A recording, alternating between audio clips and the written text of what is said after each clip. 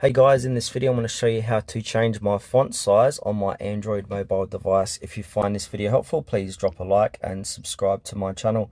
In saying that, let's just jump straight into the video. So as you can see, the font size on my device is quite small, and in order to change this, it's quite simple. So what we need to do is head over to our settings app on our device. Now from here, inside settings, scroll down to probably about the 7th option and click into display.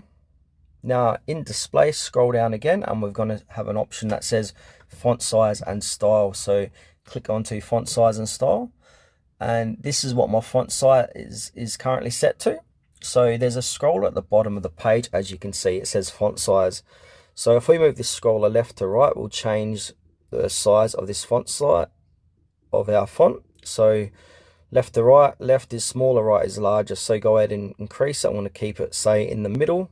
And if we want to make a bold font too, we can go ahead and click on bold font. So it just all depends on your preference. So if we go back, we can see the font size has been changed to make it a bit easier to see on our devices.